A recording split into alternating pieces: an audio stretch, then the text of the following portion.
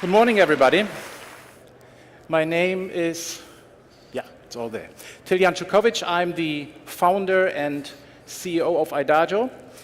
And in my previous life, I was in the old economy. I was a classical artist manager, so that means we toured the Metropolitan Opera to Europe, we toured the Vienna Philharmonic to Asia, we built careers of instrumentalists like Lange and so on. My co-founder, Christoph Lange, at Adagio responsible for product development. He founded, at the sweet age of 22, the German Spotify, Simfy, a music streaming service.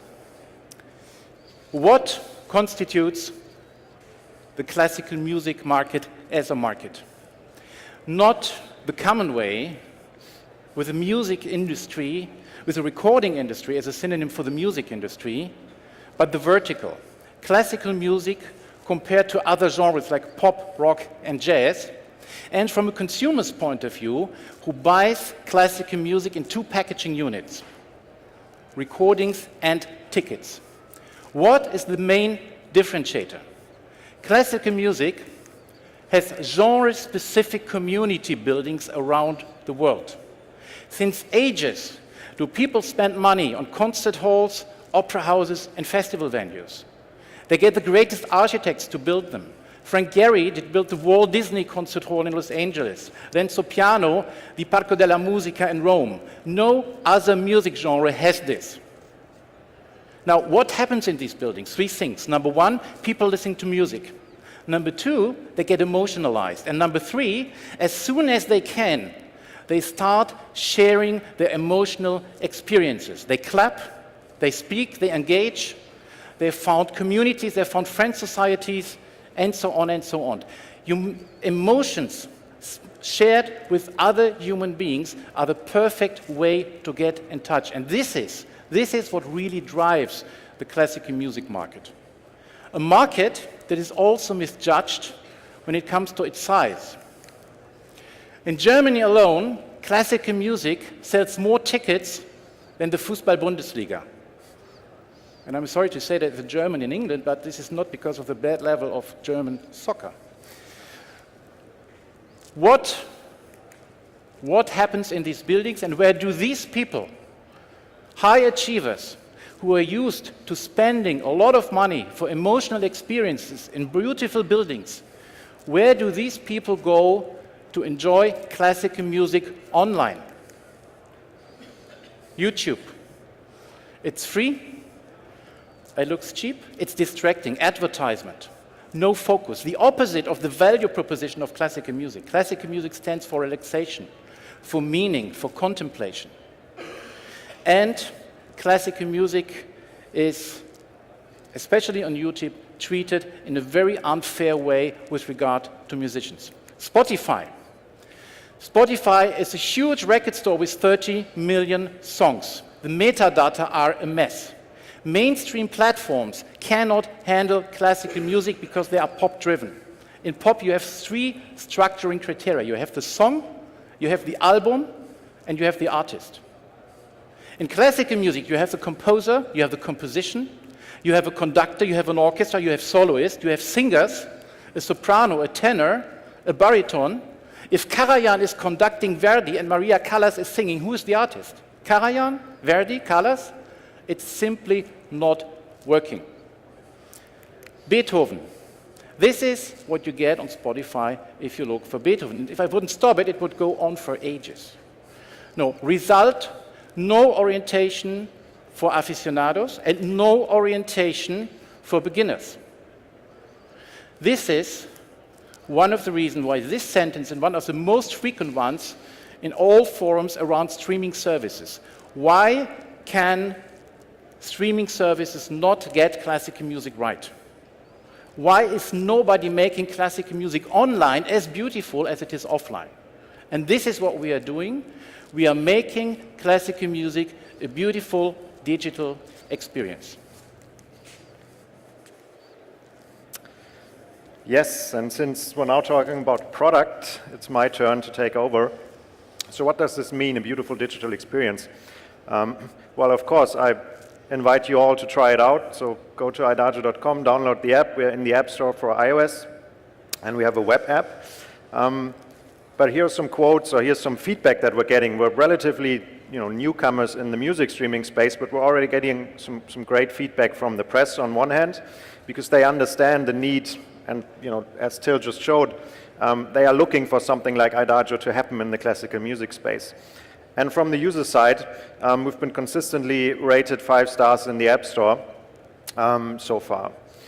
And here, just to follow up on the Ludwig van Beethoven example from Spotify earlier, this is how it currently looks on Adagio when you go to Ludwig van Beethoven. So on the left-hand side there, I have a little video here, I hope it's big enough. On the left-hand side, we give you filters, we give you the most popular works of Beethoven, because that's the first thing you want to look for. So I'm now selecting Symphony No. 5, and I'm seeing a huge list of Symphony No. 5 recordings, so I can drill down even deeper and select my favorite conductor, which in this case is Marius Jansson's, and with just 3 clicks, and I mean this was even too fast for me to follow up, with just 3 clicks I'm down to a perfect recording of Beethoven Symphony No. 5 with Marius Jansson's, whom I like, with Symphonieorchester des Bayerischen Rundfunks, and this would have taken me ages if I was just browsing on Spotify in this madness of thousands of albums that's available there, and not structured and zero orientation, basically. So just some numbers here. We haven't spent a single euro so far on marketing.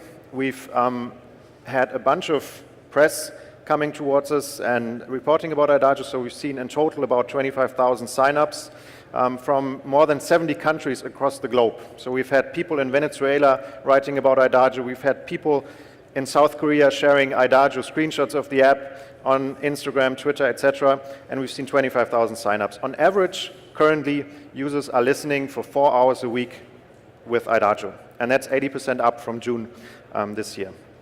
We are growing currently at around 26% month over month. Now, we've been talking about the user side, but as Till already mentioned, from the musician side, it's even more unfair, or classical music even more needs something like Adagio. Because, just as a starting point, it's in the same article here that we mentioned earlier, if classical recordings can't be found, you're basically invisible, so you cease to exist as an artist. If Verdi is the artist on Spotify, and I'm a soloist, I'm a singer, I'm a conductor, I'm not being found, I cease to exist, because the world is digital, it's not analog anymore. So, what we're doing is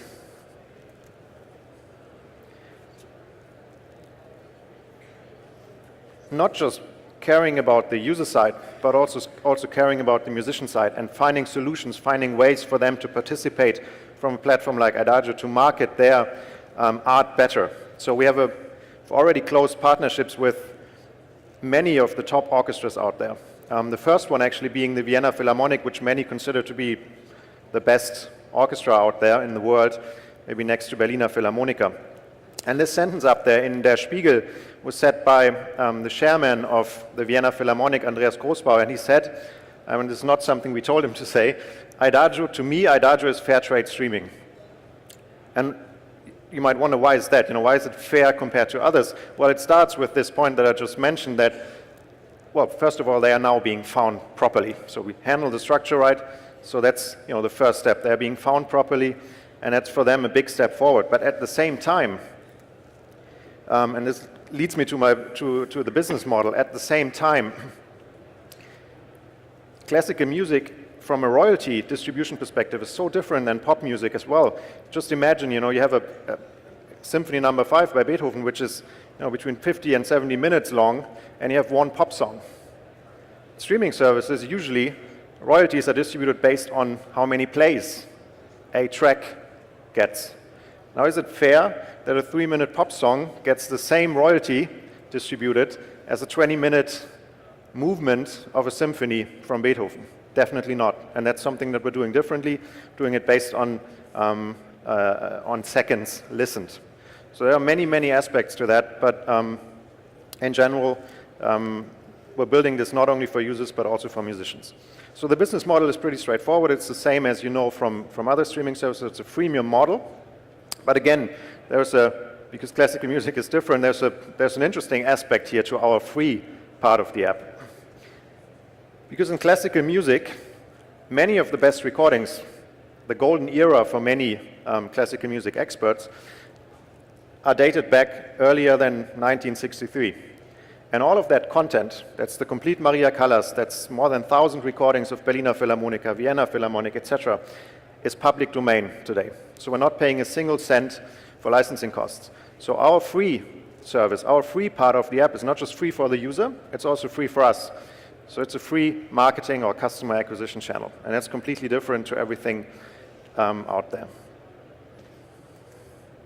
And it gets even better, because classical music again, the real superstars in classical music, Bach, Beethoven, Mozart, etc., they are out of copyright. They are, well, they died, unfortunately, a long while ago. And in copyright law, 70 years after death, copyright is gone. So the superstars that you know across the world, Japan, South Korea, Germany, South America, they are all out of copyright.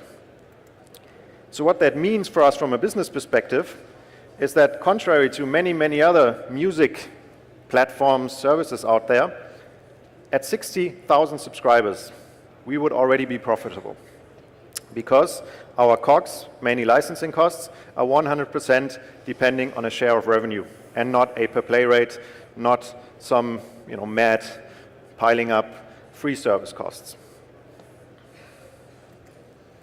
Yeah. Summary and little outlook. We are connecting a fragmented global niche market. Step number 1, we are working on focusing on building the best streaming service for classical music. Step 2, ticketing. Why? Because from a consumer's perspective, it makes total sense, and so far these markets are totally existing without touching each other. No synergy effect, which is possible, is being used so far, because as a user or as a concert listener, I leave a concert, I have heard an artist, I want to listen to his recording. I want to know, has he made other recordings? Are there interviews? And I want to get notifications. Are there other concerts coming up? So this is not happening. This is step 2 for us, ticketing. And step number 3, education. And as we have learned that at NOAH, a slide without a number is a bad slide, let me give you just one number here. The transaction volume of piano lessons in China alone is 30 billion euros a year. Status quo. We close our Series A this summer. We have great investors, Macquarie Capital and B2V. We are working on a Series B in 2017.